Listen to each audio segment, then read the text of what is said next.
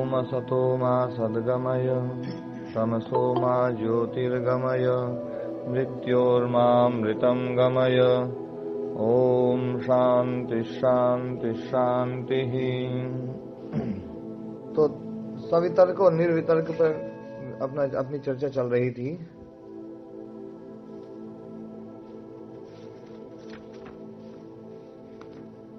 अब इसी प्रकार से सविचार और निर्विचार, कल बात चल रही थी सवितर्क और निर्वितर्क। सवितर्क है विकल्प सहित, निर्वितर्क है निर्विकल्प। सविकल्प और निर्विकल्प की व्याख्या कर रहा था मैं कल, तो उस समय जो है ना योगेश जी, सविकल्प और निर्विकल्प में उस अंतर ये है, एक में विकल्प युक्त है, एक विकल्प रहित है। तो विकल्प जो है ना, विकल्प का मतलब है एक विकल्प वृत्ति है। विकल्प एक पारिभाषिक शब्द है यहाँ पर।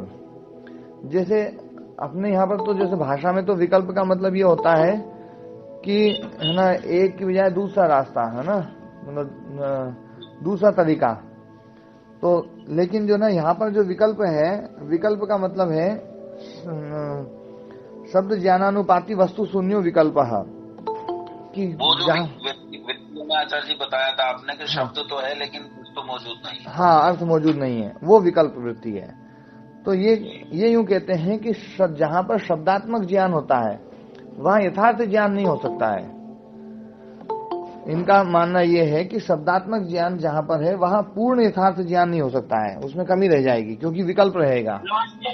क्योंकि जहां पर शब्द है वहां पर विकल्प रहेगा। नमस्ते जी, नमस्ते जी। जहां पर शब्द रहेगा वहां विकल्प रहेगा। जैसे अनंत शब्द है, अनंत शब्द जब शब्द के द्वारा हम उसका अर्थ का चिंतन करते हैं तो विकल्प वृत्ति आएगी, क्योंकि अनंत शब्द अंत के द्वारा समझाता है। अनंत शब्द मतलब अंत नहीं है क्या ये नहीं बता सकता। अनंत शब्द केवल अंत नहीं है इतना ही बता रहा है। तो ये विकल्प वृत्ति के द्वारा समझाने का प्रयास कर रहा है, क्योंकि जो वस्तु है उसके लिए शब्द नहीं है, और जो शब्द है वो शब्द उस वस्तु को नहीं कह रहा है, वो उसमें है ना, तो इसलिए वस्तु शून्यता आ गई। तो वस्तु शून्य विकल्प, शब्द ज्ञानानुपाति वस्तु शून्य, मतलब शब्द ज्ञान के अनुसार, क्योंकि शब्द का अपना एक महत्व है, कुछ ना कुछ तो अर्थ देगा। तो ऐसा करके हम तद भिन्न तद सदृश ऐसा अर्थ करने का प्रयास करते हुए अर्थ का प्रयास जोड़ने का प्रयास करते हैं। तो इसलिए इसको विकल्प वृत्ति कहते हैं। शब्द जो है वो अर्थ को देता है, लेकिन बिल्कुल यथार्थ अर्थ दे दे ये संभव नहीं है।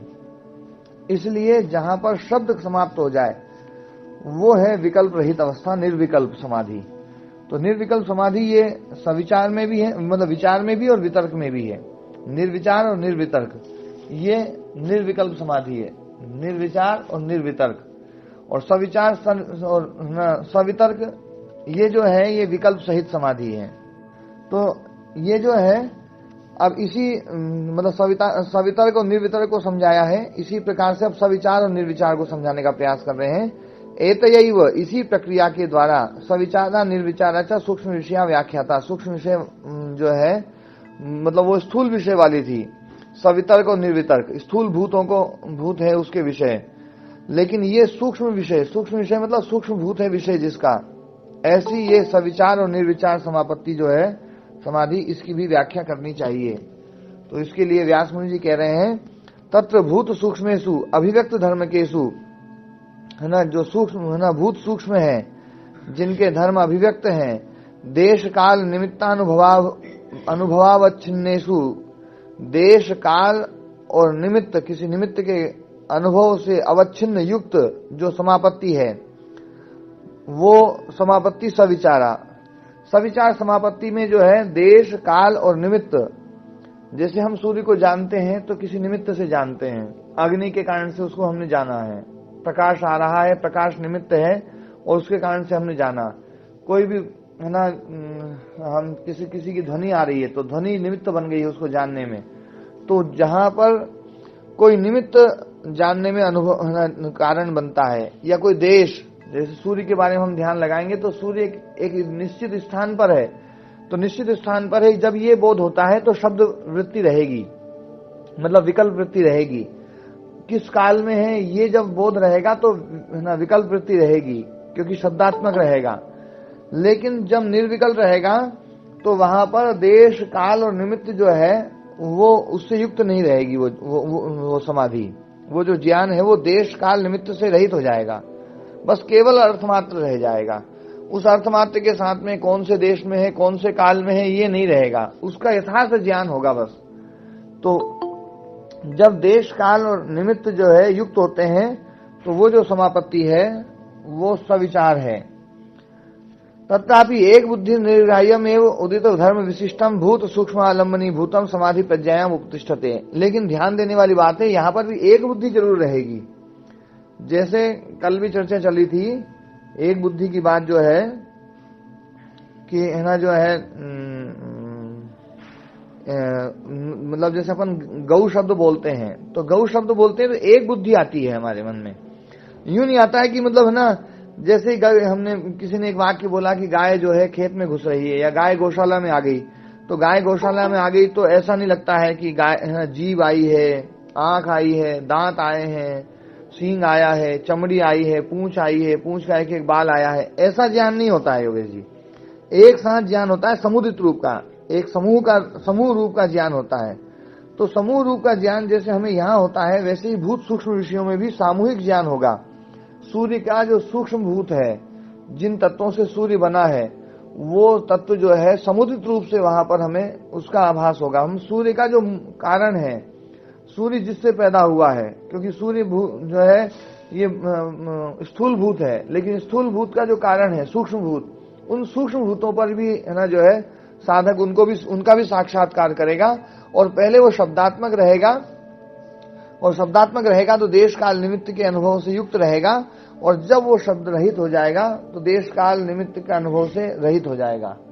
तो ये है ना जो है, तो तथापि एक बुद्धि निर्ग्राह्यम एवं उदित धर्म विशिष्टम। जब उदित धर्म विशिष्ट कोई धर्म आ गया है, जैसे कल चर्चा चल रही थी कि हमें घड़े का जो ज्ञान होता है वो क्या होता है, घट जो है मिट्टी रूप है, लेकिन मिट्टी में घट धर्म उत्पन्न हो गया है। अब घट धर्म उत्पन्न हुआ हमें प्रतीत होता है, और जब तक वो नया धर्म उत्पन्न नहीं होगा तब तक घट धर्म रहेगा। और जैसे ही घट धर्म में चूर्ण धर्म आ गया तो घट धर्म समाप्त हो जाएगा और चूर्ण धर्म आ जाएगा। तो ना जो है उदित धर्म विशिष्ट, उदित धर्म जो से युक्त है ना, भूत सूक्ष्म आलम्बनी भूतम, सूक्ष्म भूत का आलम्बनी भूत जो है समाधि प्रज्ञायाम, समाधि प्रज्ञा में वो ज्ञान उपतिष्ठते उपस्थित होता है। या पुनः सर्वथा, और जो सब प्रकार से सर्वतः सब ओर से शांतोदित व्यपदेश धर्मानवन अनवच्छिन्नेषु, मतलब शांत मतलब जो है ना बीत चुका है, और उदित जो वर्तमान है, और व्यपदेश जो आने वाला है, उन धर्मों से अनवच्छिन्न, उन धर्मों से रहित। क्योंकि जैसे ही भूत वर्तमान और भविष्य का ज्ञान होगा वो शब्दात्मक हो जाएगा, तो उनसे रहित अनवच्छिन्नेषु सर्वधर्मानुपातिषु, सर्वधर्मों में जो गया हुआ है, सर्वधर्मात्मकेषु जो सर्वधर्मात्मक है, सूक्ष्म भूतेषु जो सूक्ष्म भूत है, उसकी जो समापत्ति होती है, उसका जो ज्ञान होता है, सा निर्विचारा, वो निर्विचार है। वहां पर केवल अर्थमात्र का ज्ञान होता है, केवल अर्थमात्र का ज्ञान होता है। वो जो वस्तु है उस वस्तु का अर्थ जो है वो अर्थ का ही बोध होता है, और हमारा चित्त उस अर्थ से युक्त होता है, तदाकार है ना, मतलब उस आकार वाला होकर के ही उस अर्थ को का बोध करता है।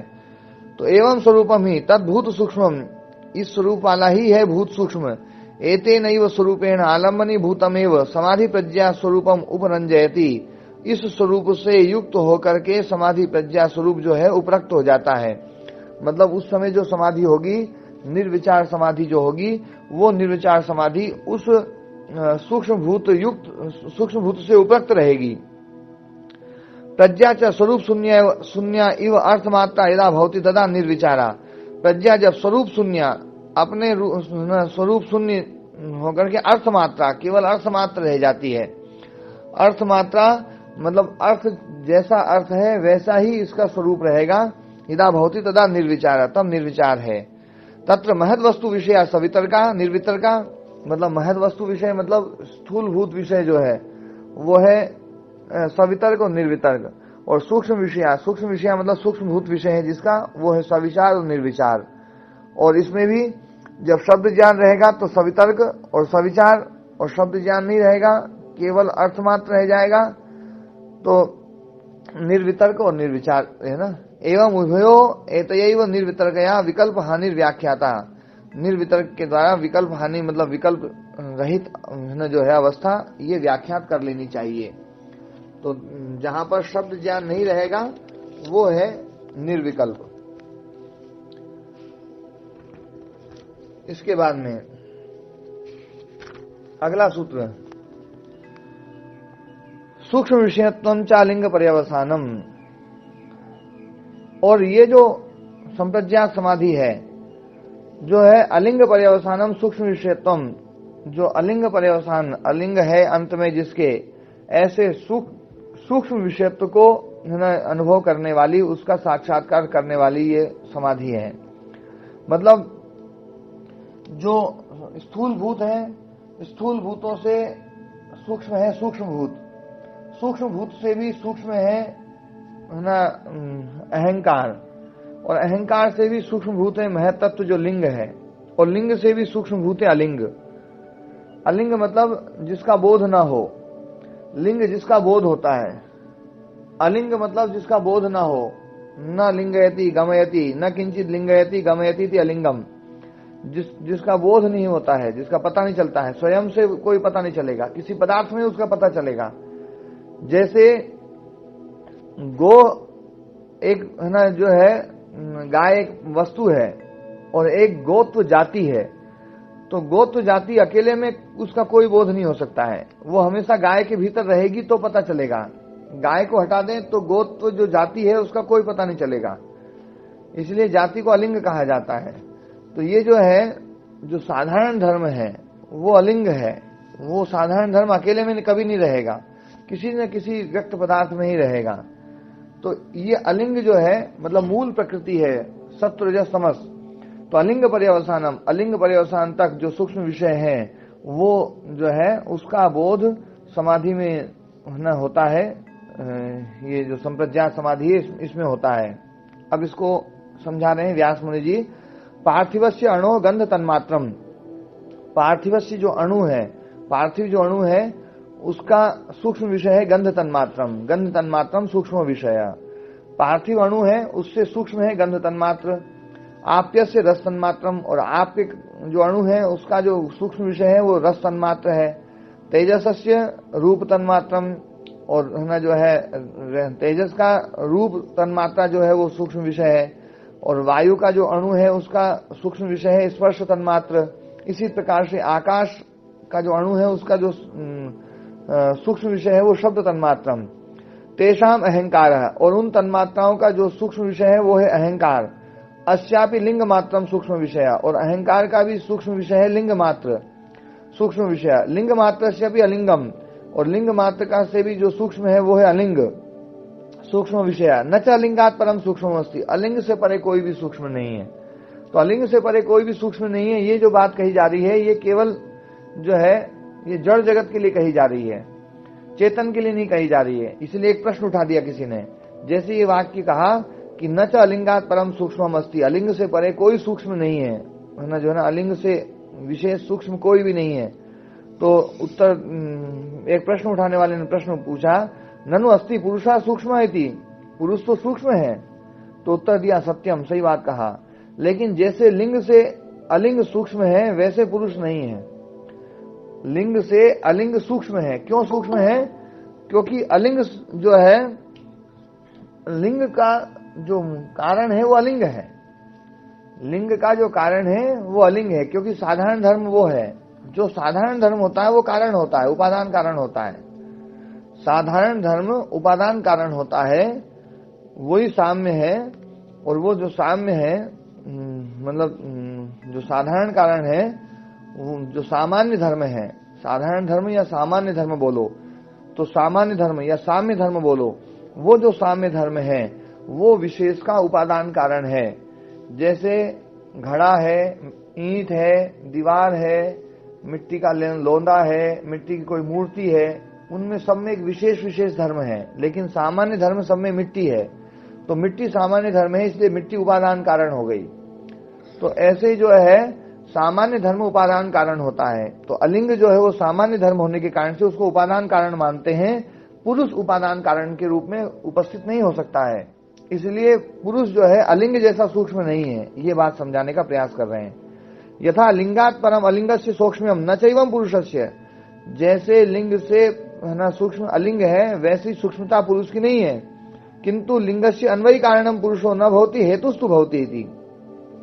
लिंग का अन्वयी कारण मतलब उपादान कारण, साधारण धर्म पुरुष नहीं है। हेतुस्तु भवति, हेतु तो हो सकता है लेकिन जो उपादान कारण है वो नहीं है। अतः प्रधाने सूक्ष्मम निरतिशयम व्याख्यातम, इसलिए प्रधान में जो प्रधान मतलब अलिंग मतलब मूल प्रकृति, उसमें सूक्ष्मतया निरतिशयम व्याख्यातम मतलब सबसे ज्यादा सूक्ष्म जो है वो अलिंग है, उससे ज्यादा सूक्ष्म और कोई नहीं है। ये मतलब मूल प्रकृति मतलब प्राकृतिक जो पदार्थ हैं उनमें ये बात व्याख्यात की गई है। तो सूक्ष्म विषय तो जहां है ना जो है अलिंग तक, वहां तक संप्रज्ञात समाधि जो है उसका बोध हो जाता है। संप्रज्ञात समाधि से हमें जो सामान्य धर्म है उसका भी बोध हो जाता है। और जो विशेष धर्म है, ये महत्त्व है, ये विशेष धर्म है। अहंकार विशेष धर्म है और पंच तन्मात्राएं विशेष धर्म है, एकादश इंद्रियां ये सब विशेष धर्म है। और जो सामान्य धर्म है, साम्य धर्म है, वो है मूल प्रकृति, वो साम्य धर्म है। साम्य धर्म मतलब सामान्य धर्म, सामान्य मतलब धर्म मतलब साधारण धर्म, साधारण धर्म मतलब जो सब में व्याप्त होता है, बिना उसके कोई रह नहीं सकता है, वो है साधारण धर्म। मतलब प्रकाश, क्रिया, स्थिति, इन तीनों के अलावा कोई भी पदार्थ नहीं रहेगा, इनमें से कोई भी एक चीज उसमें खत्म नहीं हो सकती है, तो वो है साधारण धर्म। तो ये साधारण धर्म जो अति सूक्ष्म है, उस सूक्ष्म विषय को भी ये संप्रज्ञात समाधि के द्वारा पता लगाया जा सकता है, उसका बोध हो जाता है। ता एव सबीजा समाधि। अब ये जो है ये सबीज समाधि है, इसके बारे में बता रहे हैं कि सबीज समाधि है। सबीज समाधि क्यों है? क्योंकि ये सब जो है ना बाह्य वस्तु को ना जो है बाह्य वस्तुओं का जो है ना बोध इससे होता है, इसलिए सबीज समाधि है। ता चतस्र समाधया बहिर्वस्तु बीजा, बहिर्वस्तु बीज है मतलब बाहर की वस्तु है, बीज जिसका, कारण जिसका, ऐसी समापत्ति है। इति समाधि अभी सबीज, इसलिए समाधि भी जो है वो सबीज है। तब तो स्थूल अर्थे सवितर को निर्वितर का, सूक्ष्म अर्थे सविचार और निर्विचार, चतुर्धा उपसंख्याता समाधि इति। तो ये समाधि भी 4 प्रकार की बता दी गई और वो समाधि सबीज समाधि है। ये सब समाधियां सबीज है क्योंकि इसका विषय जो है वो बहिर्भूत है, तो ये बहिर्भूत वाली समाधि सबीज समाधि है। निर्विचार वैशारद्य अध्यात्म प्रसाद। अब ये बता रहे हैं कि निर्विचार मतलब जो सूक्ष्म विषयों का जिसमें ना बोध होता है और जिसमें विकल्प वृत्ति नहीं होती है। विकल्प वृत्ति मतलब शब्दात्मक ज्ञान नहीं है, केवल ज्ञान मात्र है बस वहां पर ना, मतलब केवल अर्थ है, अर्थ का बोध मात्र है, तो वो जो है निर्विचार समाधि। तो निर्विचार वैशारद्य, निर्विचार समाधि की निर्मलता में, प्रवीणता में, वैशारद्य को बोलते हैं प्रवीणता, कुशलता या निर्मलता। तो निर्विचार की निर्मलता में अध्यात्म प्रसाद, अध्यात्म प्रसाद उपलब्ध होता है।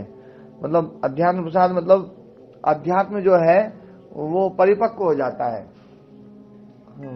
जो है एक विशेष अवस्था का नाम दिया गया है कि ये अध्यात्म प्रसाद जो है वो निर्विचार वैशारद्य, निर्विचार जब बिल्कुल एकदम परिपक्व हो जाता है तब वो अवस्था हमें प्राप्त होती है। उसकी व्याख्या व्यास मुनि जी कर रहे हैं।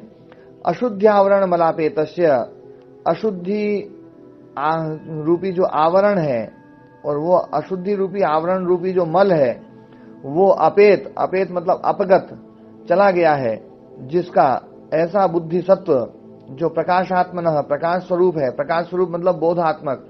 देखो अशुद्धि आवरण कौन है? रजस और तमस।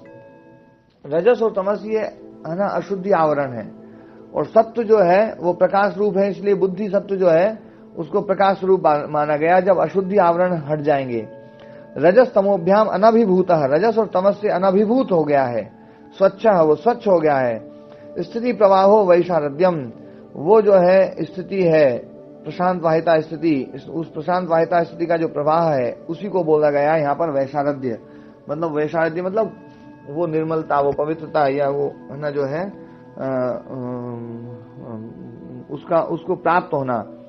यदा निर्विचारस्य समाधि वैशारद्यम इदम जायते, जब निर्विचार अवस्था समाधि की हो जाती है और समाधि की वैशारद्यता हो जाती है, निर्मलता हो जाती है, समाधि जो बिल्कुल परिपक्व हो जाती है, इदम जायते तदा योगिनो भवति अध्यात्म प्रसादो भूतार्थ विषयः, तो योगी को अध्यात्म प्रसाद होता है। और अध्यात्म प्रसाद में भूतार्थ विषय, सारे भूतार्थ जो विषय है वो सारे विषय उसको स्पष्ट हो जाते हैं। क्रमान अनुरोधी, क्रम का अनुरोध नहीं रहता है, एक एक करके नहीं होते हैं, सारे एकदम स्पष्ट होते हैं। जैसे आप लोगों ने गाय को देख रखा है, जैसे मैं गाय बोलूंगा तो एकदम से गाय पूरी की पूरी आएगी। यूं नहीं आएगी कि क्रम से आए, पहले सींग आएगा, फिर दांत आएगा, फिर चमड़ी आएगी, फिर पीठ आएगी, फिर पूंछ आएगी, फिर पैर आएंगे, है ना, ऐसा नहीं आएगा, एक साथ आता है। ऐसे ही सारे भूतार्थ विषय जितने भी हैं वो सारे के सारे एकदम से स्पष्ट हो जाते हैं। जैसे हमारे लिए एक छोटी वस्तु गाय जो है स्पष्ट हो जाती है, वैसे ही उसके लिए वो पूरे के पूरे विषय एक साथ स्पष्ट होते हैं उस योगी के लिए। हम जो है ना किसी भी वस्तु को स्पष्ट करते हैं तो क्रम से करते हैं जब बड़ी चीज हो जाती है। जैसे आकाश गंगा के बारे में सोचेंगे तो आकाश गंगा के बारे में सोचते सोचते कैसे सोचेंगे, ये हमारा सौर मंडल है, हमारा सौर मंडल से फिर बड़ा हो एक सौर मंडल, फिर उससे बड़ा और फिर उससे बड़ा और फिर उससे बड़ा और ऐसे ऐसे हमारा एक क्रम चलता है। लेकिन वहां पर जो है निर्विचार अवस्था में वहां क्रम नहीं रहेगा, क्रमान अनुरोधी, क्रम का अनुरोध नहीं है वहां पर। स्फुट प्रज्ञालोक का एकदम से, है ना, सर्व प्रकाशक, सबका प्रकाश होता है, एक साथ प्रकाश होता है। जैसे सर्व प्रकाशक अवस्था हमारी गाय में होती है कि गाय में पूरी गाय, सर्व मतलब संपूर्ण, सर्व शब्द का अर्थ कई होते हैं, तो है ना, जो है ना सर्व मतलब संपूर्ण अर्थ में भी है, सर्व मतलब सब नहीं है, सर्व मतलब संपूर्ण। तो स्फुट प्रज्ञालोक मतलब सर्व प्रकाशक, मतलब संपूर्ण जो है ना पदार्थ जो है उसका आलोक जो है उसमें होता है। तथा चोक्तम प्रज्ञा प्रसादम आरुह्य अशोच्या अशोचतो जनान भूमिष्ठान इव शैलस्थो सर्वान प्राज्योनुपश्यति। जैसे एक पर्वत पर चढ़ा हुआ व्यक्ति नीचे वाले लोगों को सबको एक साथ देखता है। नीचे खड़ा हुआ व्यक्ति तो एक एक करके देखेगा, पहले पास वालों को देखेगा, फिर दूर वालों को देखेगा, फिर और दूर वालों को देखेगा, ऐसे देखेगा। लेकिन जो ना पहाड़ पर खड़ा हुआ व्यक्ति वो सबको एक साथ देखता है। ऐसे ही प्रज्ञा प्रसादम आरुह्य, प्रज्ञा प्रसाद में चढ़ा हुआ योगी जो है वो जो है अशोच्य, जो अशोचनीय है, मतलब जो पवित्र है। शोचतो जनान, जो है ना अभी उस अवस्था तक नहीं पहुंचे हैं, ऐसे लोगों को जो भूमिष्ठान सर्वान, उन सभी जनों को प्राज्ञ जो विद्वान है वो अनुपश्यति, उनको देखता है, उनको स्पष्ट रूप से देखता है, मतलब सभी चीजों को वो स्पष्ट रूप से देख सकता है। ऐसी बात यहाँ पर बताई गई है कि निर्विचार अवस्था आने पर योगी जो है वो हर एक पदार्थ को बहुत अच्छी प्रकार से देख सकता है। और वैसी अवस्था आने पर ऋतंभरा तत्व प्रज्ञा, वहां पर जो प्रज्ञा उत्पन्न होती है उस प्रज्ञा का नाम है ऋतंभरा प्रज्ञा। देखो इस अवस्था का नाम है अध्यात्म प्रसाद अवस्था, और उसमें जो प्रज्ञा उत्पन्न होती है उस प्रज्ञा का नाम है ऋतंभरा प्रज्ञा। और वो जो स्थिति है वो प्रशांत वाहिता स्थिति है, और वो जो ख्याति है, वो जो ज्ञान है वो है विवेक ख्याति। ये अलग अलग नाम दे करके ये समझाने का प्रयास किया जा रहा बस, पर ये सारा का सारा संप्रज्ञात समाधि में है। एक ही सूत्र में सब खत्म कर देंगे ये, मतलब अभी इतने सारे सूत्र से इसकी व्याख्या कर रहे हैं, संप्रज्ञात समाधि को बहुत महिमा मंडित कर रहे हैं कि कितना विशेष हो रहा है और कितना उसमें अध्यात्म प्रसाद होता है, निर्विचार वैशारद्य हो जाता है, निर्मलता हो जाती है, सारे पदार्थ जो ना वो स्पष्ट रूप से दिखाई देने लगते हैं, और उसमें ऋतंभरा प्रज्ञा उत्पन्न हो जाती है, और जो ना विवेक ख्याति उत्पन्न हो जाती है, प्रशांत वाहिता स्थिति उत्पन्न हो जाती है, और सब कुछ हो रहा है। लेकिन ये एक ही सूत्र में सब कुछ खत्म कर देंगे। तो ऋतंभरा प्रज्ञा, ऋत को भरने वाली जो प्रज्ञा है वो उपस्थित हो जाती है। देखो ऋत और सत्य में एक अंतर मैंने बताया था पहले। सत्य जो ज्ञान है वो विकल्प वृत्ति से युक्त होगा, शब्द ज्ञानानुपाती होगा, और ऋत जो होगा वो शब्द ज्ञान से रहित होगा। जो शब्दात्मक जो सामान्य जो बोध होता है वो सत्य है, और जो अर्थ मात्र है विशेषात्मक बोध जो होता है वो ऋत से होता है, जिसमें जो है ना सबसे विशेष अर्थ का बोध होता है, जो परम प्रत्यक्ष है। वो ऋत है। तो ऋतम भरा प्रज्ञा, ये ऋतम भरा प्रज्ञा मतलब यहाँ पर जो है ना सब पदार्थों का यथार्थ बोध हो जाता है, शब्द रहित बोध। शब्द रहित बोध मतलब जो वस्तु जैसी उस वस्तु का वैसा बोध हो जाता है, तो वो बोध होता है। तो है ना जो है तस्मिन समाहित चित्तस्य, तस्मिन उस ना जो अध्यात्म प्रसाद में या निर्विचार अवस्था में जो योगी है, समाहित चित्तस्य या प्रज्ञा जायते, जो प्रज्ञा उत्पन्न होती है, तस्या ऋतंभरा इति संज्ञा, उसमें जो उस प्रज्ञा का नाम है ऋतंभरा संज्ञा। अनवर्था च सा, और वो अनवर्थ संज्ञा है। अनवर्थ संज्ञा मतलब कई सारे नाम ऐसे होते हैं जो अनवर्थ नहीं होते हैं, और कई सारे नाम होते हैं जो अनवर्थ होते हैं। ये बात समझ में आई है ना सतीश जी? किसी का अर्थ से होता है, किसी का नहीं हो पाता जी। नहीं, अनवर्थ संज्ञा अनन्वर्थ संज्ञा दोनों में भेद क्या होता है? प्रश्न न्याय महाराज जी अभी दोबारा समझाओ। अनवर्थ संज्ञा वो होती है कि जो नाम रखा है, नाम रखा है, उस नाम के अनुसार उसका मतलब ना वो काम भी हो, वो अनवर्थ संज्ञा। जैसे कोई गाय को पालने वाला व्यक्ति है और उसका नाम धर दिया गोपाल, तो गोपाल उसकी संज्ञा है, गोपाल उसका नाम है, लेकिन वो गोपाल अनवर्थ संज्ञा है। मतलब वो गोपाल उसका नाम भी है और वो गाय का पालन भी कर रहा है। और किसी व्यक्ति का नाम धर दिया गोपाल और उसके पास में एक भी गाय नहीं है, तो वो अनवर्थ संज्ञा नहीं है। समझ गए राम कुमार जी? आप समझ गए महाराज जी। तो अनवर्थ संज्ञा मतलब अर्थ के अनुसार, जो संज्ञा का अर्थ हो रहा है उस अर्थ के अनुसार वहां पर काम दिखाई देना चाहिए, वो है अनवर्थ संज्ञा। मतलब अर्थ का अनुसरण करने वाली संज्ञा। नाम जो है वो अर्थ के अनुसार है, वो अनवर्थ संज्ञा है। जैसे अपन पाचक बोलते हैं, तो पाचक मतलब पकाने वाला जो है ना, एक किसी का नाम धर दिया हमने पाचक जो है ना, तो वो पाचक जो है वो अनवर्थ नाम है। और किसी का नाम यूं ही पाचक धर दिया, उसको पकाना ही नहीं आता है, कुछ कभी भोजन नहीं बनाता है, तो वो अनन्वर्थ है, अनवर्थ संज्ञा नहीं है वो। तो अक्सर जो है ना जो भी नाम रखे जाते हैं लोक में, वो अनवर्थ संज्ञा नहीं होती है ना। अब मेरा नाम धर दिया गणेश, मेरा गण ही नहीं है ना, गण का ईश जो है ना वो गणेश, तो है ना जो है जैसे राजकुमार, अब राजकुमार नाम है हमारे है ना जो है ना राम सीए साहब का, तो राजा का जो पुत्र है वो राजकुमार होता है, तो उसका नाम राजकुमार होता है, तो अनवर्थ संज्ञा है, और ये अनवर्थ संज्ञा नहीं है। लेकिन है ना जो है ये अपने हिसाब से इन्होंने जो है एक अच्छा एक इतना अच्छा अपना काम किया है कि उस काम के अनुसार फिर ये राजकुमार जैसे बन गए, तो एक अनवर्थ संज्ञा बनाई जा सकती है। मतलब किसी का नाम रखा है गोपाल, और वो गोपाल जो है बाद में जाकर के गाय का पालन करने लग जाए, तो अनवर्थ अपनी संज्ञा को अनवर्थ कर सकता है। तो ऋतम भरा जो संज्ञा है, ये ऋतम भरा बोले अनवर्थ संज्ञा है। अनवर्थ संज्ञा मतलब ये इस संज्ञा का जो नाम है, जो शब्द है, वो शब्द ही इसके अर्थ को खोल देगा। तो अर्थ को खोल देगा वो क्या है? बोले ऋतम भरती थी ऋतम भरा, जो ऋत को जो है ऋतम विभरती थी ऋतम भरा, ऋत को जो भरने वाली है, सत्य को भरने वाली।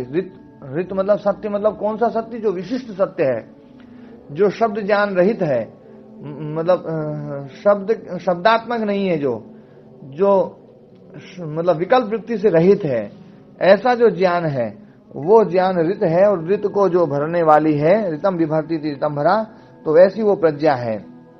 सत्यम एवं विभरती न तत्र विपर्यास गंधोप्यस्ति, वहां पर विपर्यास की गंध मात्र भी नहीं है। विपर्यास मतलब मिथ्या ज्ञान, विपर्यास जो ना विपर्य मिथ्या ज्ञानम अतद्रूप प्रतिष्ठम, तो विपर्य बिल्कुल नहीं है, विपर्यास की गंध भी नहीं है। तथा चोक्तम आगमेन अनुमानेन ध्यानाभ्यास रसेन च त्रिधा प्रकल्पयन प्रज्ञाम लभते योगमुत्तमम। आगम के द्वारा, शब्द प्रमाण के द्वारा, अनुमान प्रमाण के द्वारा, और ध्यानाभ्यास रसेन च, और ध्यानाभ्यास रस के द्वारा, मतलब जो ना योग के अनुष्ठान के द्वारा, त्रिधा प्रकल्पयन प्रज्ञाम, तीन प्रकार से जो ना हम प्रज्ञा को उत्पन्न करते हैं। तो उसमें जो ध्यानाभ्यास रस जो है उसके द्वारा जो प्रज्ञा उत्पन्न होती है वो ऋतम भरा प्रज्ञा उत्पन्न होती है। लभते योगम उत्तमम, और ऐसे उस ना इन प्रज्ञा इन तीन तरीकों से विशेष योग को हम उपलब्ध कर सकते हैं, उत्तम योग को उपलब्ध कर सकते हैं।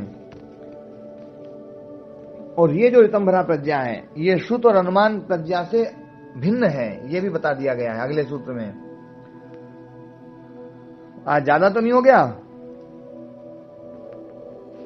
क्योंकि ये विषय पहले पढ़ा दिए थे ना, इसलिए यहाँ पर जो है ना महाराज जी बढ़िया चल रहा है, पढ़ाओ आप तो।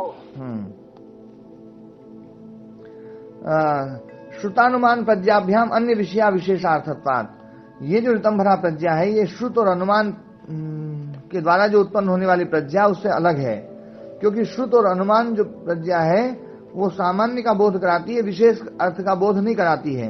वो जो है वो विशेष का भी बोध कराती है ऋतंभरा प्रज्ञा। तो ऋतंभरा प्रज्ञा जो है वो विशेष का भी बोध कराती है, मतलब हर वस्तु का यथार्थ बोध उसमें होता है। इसलिए ऋतंभरा प्रज्ञा जो है वो अन्य विषय वाली है। मतलब अनुमान प्रमाण और आगम प्रमाण जो है वो एक सामान्य का बोध करा के खत्म हो जाते हैं।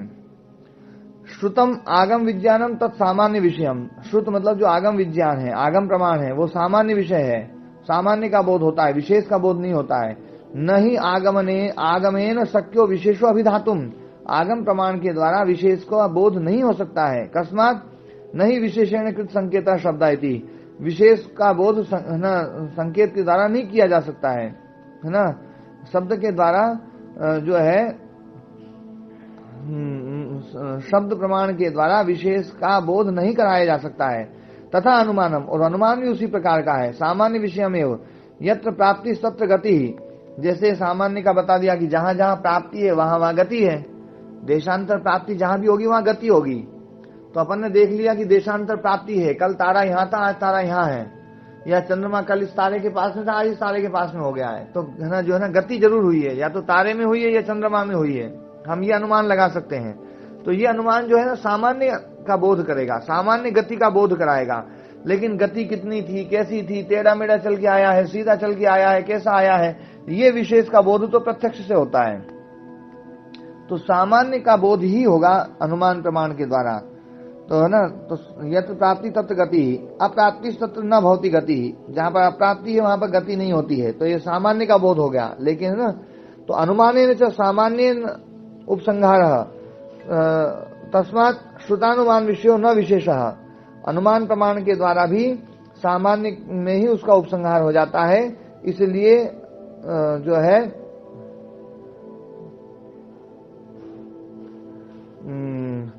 श्रुतानुमान विशेषो न विशेषः विषयो न विशेषः, श्रुतानुमान विषय वाला विशेष जो है वो श्रुत और अनुमान का विषय नहीं है। कश्चित न विशेषः कश्चित अस्ति न च अस्य सूक्ष्म व्यवहित विप्रकृष्टस्य वस्तुनो लोक प्रत्यक्षेण ग्रहणम, और इसके द्वारा सूक्ष्म व्यवहित व्यवधान सहित और विप्रकृष्ट जो दूर है उस वस्तु का जो है ना प्रत्यक्ष नहीं हो सकता है। न च अस्य विशेषस्य अप्रामाणिकस्य अभाव अस्ति इति समाधि प्रज्ञा निर्ग्राही एवं सविशेषो भवति, इसलिए जो विशेष है जो इन प्रमाणों के द्वारा पता नहीं चलता है उसका अभाव ही इन दोनों प्रमाणों में होता है। इसलिए समाधि प्रज्ञा निर्ग्राही है, समाधि प्रज्ञा के द्वारा निर्ग्राही जो है विशेष एवं सविशेषा भवति। भूत सूक्ष्म गतो वा पुरुष गतो वा, मतलब भूत सूक्ष्म में जो गया हुआ है या पुरुषगत जो संघात में जो गया हुआ है कोई भी विशेष है, वो उस विशेष का बोध इस ऋतंभरा प्रज्ञा के द्वारा होता है। इसलिए तस्मात् श्रुतानुमान प्रज्ञाभ्याम अन्य विषया, श्रुतानुमान प्रज्ञा से अन्य विषय वाली है। श्रुतानुमान प्रज्ञा जो है वो सामान्य प्रज्ञा है, सामान्य विषया है, और वो है विशेष विषया, अति विशेष विषया वाली, वो अन्य है ना जो है ना ऋतंभरा प्रज्ञा। सा प्रज्ञा विशेषार्थत्वात्, विशेषार्थ होने के कारण से वो प्रज्ञा विशेष है ना, ऋतंभरा प्रज्ञा है वो विशेष विषया है, वो अति विशेष विषया है। तो ये ऋतंभरा प्रज्ञा के बारे में बता दिया। और इन अब यहाँ पर जो है इतनी देर तक पूरा समाधि संप्रज्ञात समाधि के बारे में बताया। संप्रज्ञात समाधि में बोध किस किस का हो जाता है ये बताया, और बोध होने पर उस अवस्था का नाम क्या वो अवस्था का क्या नाम है वो बता दिया कि वो अवस्था है अध्यात्म प्रसाद, और उसमें जो प्रज्ञा उत्पन्न होती है वो प्रज्ञा है ऋतंभरा प्रज्ञा। उसमें जो स्थिति है वो स्थिति है प्रशांत वाहिता स्थिति।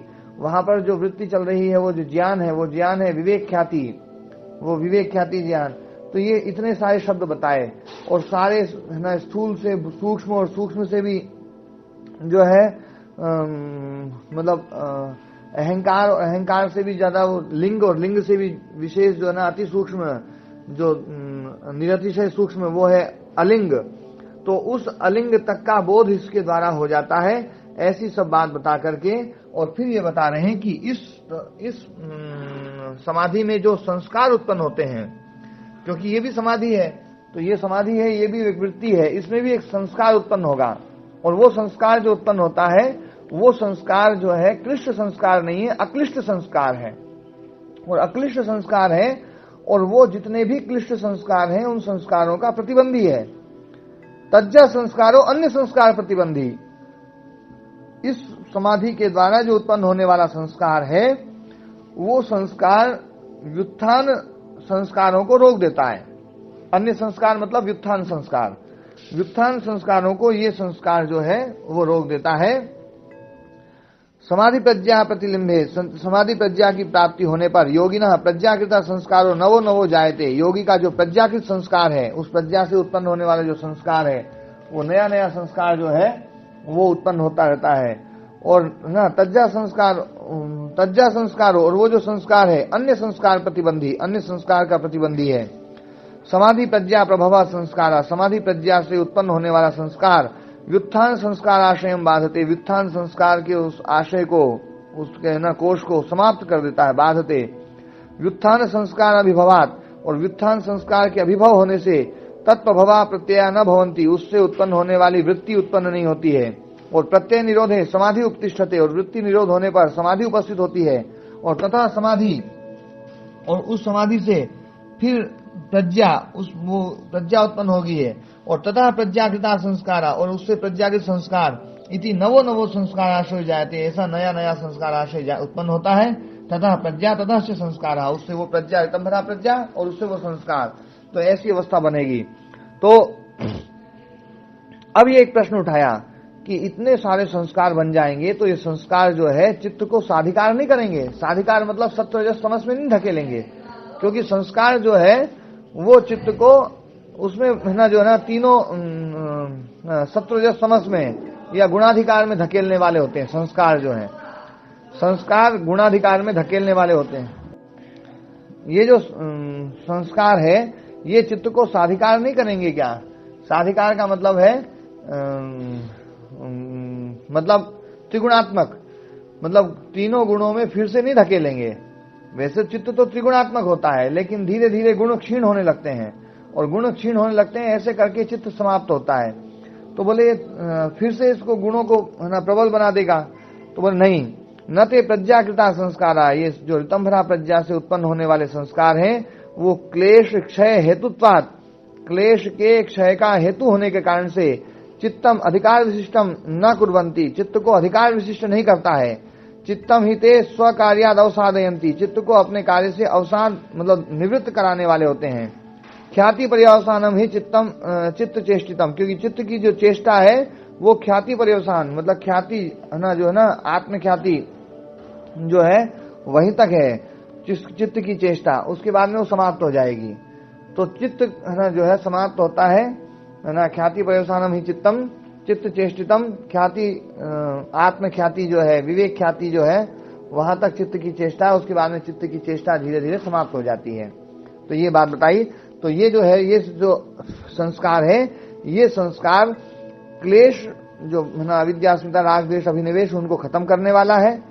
और जो व्युत्थान चित्त के जो संस्कार हैं, व्युत्थान चित्त मतलब जो जब वृत्ति उठी हुई होती है, अलग अलग वृत्तियां, उसमें जो संस्कार होते हैं उन संस्कारों को भी नष्ट करने वाले ये संस्कार है। तो ये संस्कार उन संस्कारों को नष्ट करते हैं। और ये संस्कार जो है, ये संस्कार हमें रितंभरा असंप्रज्ञात समाधि की ओर लेकर के जाते हैं। मतलब जो सबसे पहले वाले सूत्र में जो बात बताई है उसी का उपसंहार किया है। सबसे पहले वाले सूत्र में बताया था कि संप्रज्ञात समाधि के जो ना क्या फल क्या है, तो फल बताया था सद्भूतम अर्थम प्रद्योतयति, सद्भूत अर्थ को जो है ना उत्पन्न कर, सारे पदार्थों का यथार्थ बोध इससे होता है ना। क्षिणोति च क्लेशान, क्लेशों को नष्ट करती है ना। और क्षिणोति च क्लेशान निरोधम अभिमुखम करोति है ना, जो है निरोध की ओर अभिमुख करती है, चौथा फल बताया था। और तीसरा फल है कर्म बंधनानि श्रद्धयति, बिल्कुल सही बात बताया जी। कर्म बंधन को जो है ना ढीला कर देती है, मतलब कर्म बंधन को जो है ना उसमें धीरे धीरे खत्म कर देती है। तो ये जो है मतलब उसके 4 काम बताए। तो 4 कामों में जो चौथा काम है कि जो निरोध की तरफ अभिमुखित कर देती है, तो वो जब सब तीनों काम पूरे हो जाते हैं तो निरोध की तरफ आगे बढ़ा देती है। और निरोध की तरफ आगे बढ़ाने पर वो जो निरोध वृत्ति आएगी, मतलब निरोध अवस्था आएगी, वो निरोध अवस्था ये जो संस्कार हैं जितने, और ऋतंभरा, प्रज्ञा, विवेक, ख्याति और अध्यात्म प्रसाद और है ना जो है वो सारी उनको सबको खत्म कर देगी। तस्यापि निरोधे, उस ऋतंभरा प्रज्ञा के निरोध होने पर सर्व निरोधात, सबका निरोध हो जाता है। वही निर्बीज समाधि है ना, निर्बीज समाधि। तो ये निर्बीज समाधि के बारे में कल थोड़ी चर्चा कर लेंगे। आज कोई प्रश्न हो तो वो प्रश्न पूछ सकते हैं। स्वामी जी नमस्ते। हाँ ओम जी, अब हाँ आप प्रश्न फिर से पूछिए जी। स्वामी जी मुझे ये जरा क्लियर चाहता हूँ कि ऋतंभरा तंत्र प्रज्ञा जो है उसमें जो चेतन शक्ति है वो बढ़ जाती है, शब्द रहित बोध होता है, ये तो समझ में आ गया है। मगर इसमें ये कैसे संभव है कि जब ये ऋतंभरा प्रज्ञा आती है, ये स्टेज आती है, उसमें हमें कैसे आगे बढ़ना है, इस विषय के ऊपर जरा थोड़ा सा ये भ्रम मेरा दूर हो जाए। देखो, ऋतंभरा प्रज्ञा से आगे जो बढ़ने वाली जो विषय है वो तो फिर निरुद्ध अवस्था आ जाएगी, है ना, वो असंप्रज्ञात समाधि आएगी। संप्रज्ञात समाधि की सबसे है ना सर्वोच्च अवस्था है वो है ऋतंभरा प्रज्ञा। ऋतंभरा प्रज्ञा, हाँ, असंप्रज्ञात समाधि से पहले वाली जो अवस्थाएं हैं उनमें सबसे सर्वोच्च अवस्था है। इसी को ऋतंभरा प्रज्ञा कहते हैं, इसी को विवेक ख्याति बोलते हैं, इसी को तत्व दर्शन बोलते हैं, इसी को यथार्थ ज्ञान बोलते हैं, है ना। मतलब कोई भी शब्द इसके लिए प्रयोग किए जा सकते हैं। तो ये जो है ये सर्वोच्च अवस्था है और इसके द्वारा अविद्या का नाश होता है। ये जो है बंधन का जो कारण है अविद्या, उस अविद्या को नष्ट कर देती है ये ऋतंभरा प्रज्ञा। ये ऋतंभरा प्रज्ञा के 4 काम बताए थे, संप्रज्ञात समाधि के या ऋतंभरा प्रज्ञा के 4 कार्य बताए हैं कि सारे पदार्थों का स्वरूप का बोध कराने वाली ये प्रज्ञा है, पहला काम। दूसरा काम सारे क्लेशों को नष्ट करने वाली है, क्योंकि उनके बंधन का जो हेतु है वो क्लेश है, तो उन बंधनों के हेतु जो क्लेश है उस क्लेश को ये नष्ट कर देती है। तीसरा जो है ये जन्म मरण का जो चक्कर है उसको समाप्त कर देती है। ढीला करते करते जो हमें जन्म मरण के चक्कर बंधन ने बांध रखा है उस बंधन को ये ढीला कर देती है। तो ढीला कर दी तो हम छूट सकते हैं उससे। ढीला करने का मतलब समाप्त करना, वहां पर ढीला करना शब्द प्रयोग किया गया है। तो ढीला करने का मतलब कोई यूं सोचे कि ढीला ही ढीला करती है, ये खत्म नहीं करती है, तो खत्म नहीं, वो वहां पर जो है ना वहां पर बंधन के रूप में उस शब्द को प्रयोग किया गया है। जैसे हाथ में किसी ने रस्सी बांध रखी थी, खंबे से अपन बांध रखे थे, किसी ने वो रस्सी ढीली कर दी, तो ढीली करते अपन क्या होगा, अपन छूट जाएंगे, अपने हाथ उसमें से निकल जाएंगे, ऐसे होगा ना, जी हाँ, है ना। तो ये जो है जन्म मरण का जो बंधन है उसको ढीला कर देती है, मतलब वो उससे हम मुक्त हो सकते हैं। और चौथा काम करती है कि ये असंप्रज्ञात समाधि की ओर, निरुद्ध अवस्था की ओर हमें बढ़ा देती है। ये 4 काम है इसके, है ना, ये ऋतंभरा प्रज्ञा के। और जब ये अपना फल दे देगी तो ये खुद खत्म हो जाएगी, ठीक है ना। क्योंकि फल देते ही, हाँ, कैसे समझाते हो, बहुत आनंद आ रहा है, बहुत आनंद आ रहा है। हाँ, मतलब कोई भी चीज है अपना फल देने के बाद में समाप्त होती है, ये एक प्राकृतिक नियम है, सब जगह चलता है ये, है ना जी। स्वामी जी इसको दूसरे शब्दों में मत लेना। एक प्रश्न ये है कि जैसे दर्शन विद्या पढ़ने से बुद्धि सूक्ष्म हो जाती है, तो आपके पास इतना जो आप जब आप व्याख्या कर रहे होते हैं तो पूरी आपके पास पूरी पकड़ होती है। जब आपके पास इतना भारी ज्ञान है तो इसका मतलब आपकी बुद्धि उतनी सूक्ष्म है। और जब आप ये कहते हैं कि अभी मैं योग विद्या में बड़े दूर हूँ, तो मतलब जब आपसे हम बात करते हैं कि योग विद्या में मतलब समाधि में अभी आप बड़े दूर हैं, तो इसका मतलब यह है कि हमारे पास भी जब इतना ज्ञान हो जाएगा तो समाधि बड़ी दूर होगी हमारे से। जब आपके पास इतना ज्ञान हो जाएगा ना, तब आप भी यही बात बोलेंगे कि मैं दूर हूँ। अच्छा, क्योंकि ये जो है ना, देखो ये चीज जो है ना, मतलब मैं जो बोलता हूँ दूर हूँ, इसका मतलब है कि आप लोग इस विषय का प्रश्न मुझसे मत पूछा करो। ये इस प्रश्न का उत्तर मैं दे भी नहीं सकता हूँ, और दूंगा भी तो भी है ना, जो है ना उसका कोई औचित्य नहीं है। नहीं, हम इसलिए पूछ रहे हैं कि अगर हम इतना प्रयत्न करके पूरी मेहनत करके भी इतना ज्ञान जब अर्जित कर लेंगे तो तभी हमारी समाधि नहीं लगेगी, तो उसका भी लाभ क्या हुआ, मतलब इसी दृष्टिकोण से। मतलब आप मेरा दृष्टिकोण समझे, उसको दूसरे शब्दों में मत लेना। नहीं, मैं दृष्टिकोण जो है ना, आपका एक प्रश्न है, उस प्रश्न का उत्तर दे रहा हूँ मैं। देखो, एक है ना, आपने जो प्रश्न पूछा है वो ये पूछा है कि इतना ज्ञान होने के बाद में भी समाधि नहीं लगी, या ये हम माने, या ये जो है ना आप जो बोल रहे हैं वो गलत बोल रहे हैं, समाधि लग गई है, ये माने, क्या माने, मतलब अभी हम भ्रमित हैं, ये आपका प्रश्न है। और यदि आप ऐसे भ्रमित हैं तो फिर हो सकता है हम भी इतना ज्ञान अर्जित कर लें तो हम भी ऐसी अवस्था हमारी भी हो जाएगी। तो मैं इसमें एक उदाहरण आपको एक कहानी सुनाता हूँ, बहुत अच्छी कहानी है। कोई व्यक्ति जो है ना, उसको है ना जो है आत्मज्ञान की, आत्मख्याति की बड़ी तीव्र लालसा जागी कि मैं आत्मख्याति को उपलब्ध हूँ, और उसने जो है आत्मज्ञान को उपलब्ध करने के लिए वो चल दिया, न जाने कितने ग्रंथ पढ़े, कितने क्या क्या पढ़े, और वो सब जो है ना, तो जो है चलता चला गया, हर जगह, हर गुरुद्वारे में, हर जो है ना धर्मशाला में, हर गुरुकुल में, और सब में वो गया, सब में जा करके उसने पूछा, कोई नहीं मिला। एक जगह एक छोटा सा कोई आश्रम था, वहां पर कोई आदमी था, मतलब कोई धर्मशाला थी, तो वहां पर वो है ना गया तो उसने जो है पूछा, भैया मेरी रात हो गई है, मैं यहाँ रुकना भी चाहता हूँ। तो बोले हाँ रुक जाओ। बोले क्यों आए हो? तो उसने कहा मुझे जो है ना आपसे बात करनी है, इसलिए मैं यहाँ आया हूँ। बोले क्या बात करनी है? बोले मुझे कुछ पूछना है। बोले क्या पूछना है? बोले मुझे आत्मा के विषय में पूछना है। तो आत्मा के विषय में पूछना है, जैसे उसने कहा, उसने जूता खोला और एक जूता मार दिया उसको। जैसे उसने जूता मारा तो जो राहगीर था, जो पूछने आया था, वो पैरों में पड़ गया, और पैरों में पड़ करके और जो है बोले भैया जो है मुझे आपसे चर्चा करनी है। तो उसने कहा बोले भैया तुम पैरों में क्यों पड़ गए? तो बोले मैंने पुस्तक में ये पढ़ा था कि जो आत्मज्ञानी व्यक्ति होगा वो तुम्हें आत्मा के बारे में नहीं बताएगा, आत्मा के बारे में बता ही नहीं सकता। वो जो आत्मा के बारे में बताए वो समझ लो आत्मज्ञानी नहीं है, और जो आत्मा के बारे में नहीं बताए, यदि आत्मा के बारे में प्रश्न पूछा और उसने जूता निकाल के मार दिया तो समझ लेना कि वो आत्मज्ञानी व्यक्ति होगा। तो मैं तो तुमने जैसे जूता मारा मैं समझ गया। भाई आगे एक पूरी बात और सुनो। तो बोले कि जो ना, बोले तुमने जूता मारा तो मैं उस पुस्तक में मैंने पढ़ा था, तो मैं समझ गया कि तुम आत्मज्ञानी हो और तुमसे जरूर चर्चा करूंगा, इसलिए मैंने साष्टांग दंडवत किया है।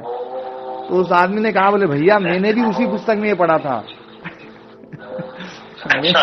मैंने भी उसी पुस्तक में पढ़ा था, तो उस पुस्तक का पढ़ करके मैंने तुम्हें जूता मार दिया है। आत्मा के बारे में मैं भी चर्चा नहीं करूंगा तुमसे। तो ये कुछ विषय ऐसे हैं जिनके विषय में चर्चा नहीं की जा सकती है ना। समाधि जो है कितनी लगी, क्या लगी है, इसके विषय में कोई चर्चा नहीं। उनमें चर्चा जो है, पहले आपसे क्षमा मांग ली थी। हाँ। मैंने कहा था इसे दूसरे शब्दों में मत लेना। ठीक है ना। और किसी का कोई प्रश्न? जी स्वामी जी, हम तो ऐसे ही अनुभव कर रहे हैं कि हम तो अज्ञानी हैं और आत्मा के बारे में क्या कुछ के घोषित चीज के बारे में नहीं जानते हैं। बाकी जो आपने ये बहुत अच्छा कहा कि अगर उसको आत्मा ज्ञान नहीं है और आत्मा के बारे में पूछेगा तो उसको ऐसे मिलेगा, तो ऐसे ही हमारा है तो हमारे को भी इसको ज्ञान आपको अर्जित करवाना है। हाँ नहीं, देखो वहां तक पहुंचाने का प्रयास तो कर रहे हैं जो शास्त्र बोल रहा है। अभी मैं शास्त्र को समझा रहा हूँ और इस शास्त्र को है ना जो है ना सही तरीके से समझ लें, उसके बाद में फिर है ना यात्रा आगे बढ़ेगी। ज्ञान पहले आवश्यक है, ज्ञान के बाद में फिर यात्रा आगे बढ़ेगी। और है ना जो है अच्छे से ज्ञान हो जाए, स्पष्ट ज्ञान हो जाए, चीजों को हम ये समझ लें कि ये जो चीज है ना ये ऐसी तो नहीं है जैसा हमने समझ रखा है।